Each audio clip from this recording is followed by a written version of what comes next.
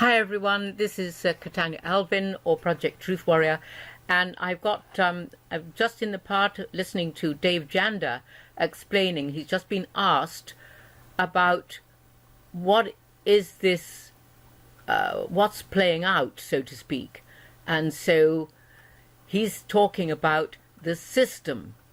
Okay, here we go, and it's on 3140. The system is based on faith. Now, faith should be solid as a rock. But if you have a system that's based on criminality and fraud, faith is not a rock. It's an ice cube. And when you shine the light of truth on this ice cube of faith that I see in our country, it starts to vaporize. And as it starts to vaporize, so whether it's the truth coming out on all these middle-level deep state players, or maybe it's the faith of the financial system that it comes out that, yeah, we are 21 trillion in debt, but that's just the tip of the iceberg, because as you mentioned, Chris, when we really dig deep on the accounting, legitimate accounting on Social Security and Medicare, whoa, this has been misrepresented here. And then we look at, we've had on our show Dr. Mark Skidmore, Catherine Austin Fitts, former Undersecretary of Health and Human Services under Bush 1. They had their teams come together, and they between 1998 and 2015, they published a report that $21 trillion is missing from just two departments, the Department of Defense and the Department of Housing and Urban Development. When they pushed these departments, HUD never came back with a response. The Defense Department, initially, all of a sudden, all the data went blank.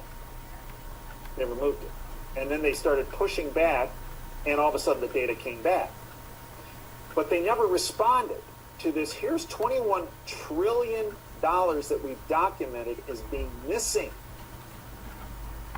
So, Catherine Austin Fitts did, as far as I recall, did a lot of research into this.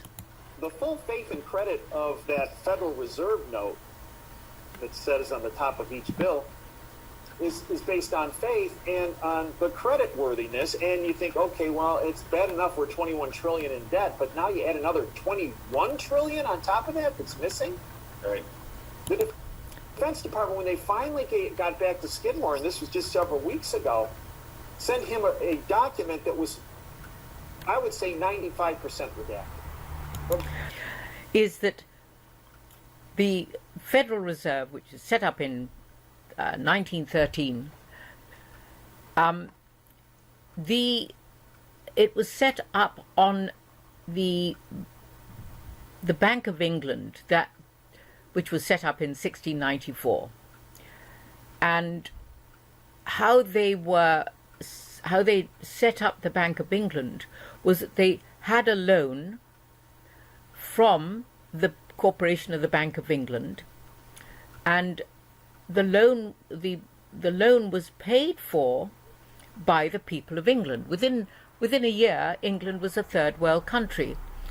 So that loan was, according to information, William Patterson went to the government and said, I will show you a way where you can always have money coming in. And he said to them, right, if you never get rid of the principal, you always have that debt to increase, which increases with interest. And that is what has happened. The Federal Reserve, the Bank of England, all the central bank, all the loans that they set up, which you sign into a financial instrument, that's your signature, it's not their money, it's yours, but they call it a loan. Every mortgage is similar or the same, but a more complex situation. The whole system is total fraud. Is total fraud. And now people are beginning to be aware of what is happening. Black lines everywhere. He was just talking about redacted. What they said in the cover letter was, well, you know, what we've decided to do is that when it comes to these unallocated expenditures that you've identified, we're just going $21 trillion for undocumented expenditures. To say we're not going to tell you what they are because we're just going to say it's based on national security. So in other words, all the accounting rules have been thrown out the window if they stamp national security. Now, many people will say, oh, that's bad. And it's horrible. It's horrible. Okay, because there's no faith in the system when you have something like that. But here's the interesting part, Chris. Yeah, no faith. This is exactly what is happening, and it actually needs to happen because this whole evil, none other than evil and totally criminal system that's been set up since 1694, and it was set up, the Bank of England was set up, it was the last Vatican bank, to destroy America. So there have been wheels within wheels and people within people with that intention. This is not the first time our government has done that. So this is the first time they've admitted to doing it with government agencies, at least that I'm aware of. But if we go back to 1934, and Rob Kirby brought this up on our subscription service site at DaveJanda.com, and he quoted something from the Securities and Exchange Act, which was amended in 1934, and here's what it says. With respect to matters concerning the national security of the United States, the president or the head of the executive branch agency may exempt companies from certain critical legal obligations. These obligations include keeping accurate books, records, and accounts. So they don't have to keep accurate records or accounts. You know, when you look, it's like you read the small print. And maintaining a system of internal accounting controls sufficient to ensure the property of financial transactions and the preparation of financial statements in compliance with generally accepted accounting principles. Yep. So in other words... And those accounting principles came from the Italian bankers and accounting at the very beginning, at the very onset. And it, as far as I recall, it was the very thing. They had two levels of accounting. And as far as I recall, that was the very thing that actually was part of the collapse in 1340. Of course, America wasn't in the metaphorical picture. As far back as 1934, the president could say to XYZ Corporation, you know what, we're going to exempt you from all the stuff you're supposed to hold your feet to the fire because of national security. And that the president had that power from 1934 until when? Until 2006, when George W. Bush changed it.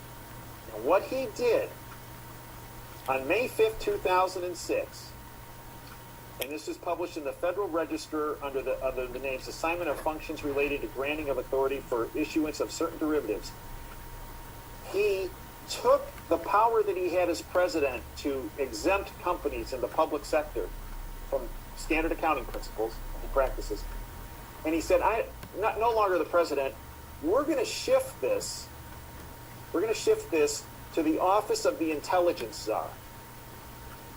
So what he did is he transferred that power from the executive branch to the director of national intelligence, which essentially the people of which, over the long term, have been associated with the deep state. Yeah.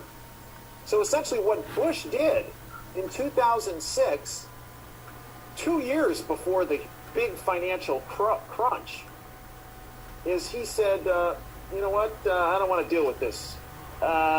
These folks over here, the deep state players and the intelligence services, they'll give you the waivers. We have it all. Okay, God bless. Enjoy watching, and I'll put the whole of the link. It's a very good interview that this guy has done. with Dave Janda. And so enjoy. God bless.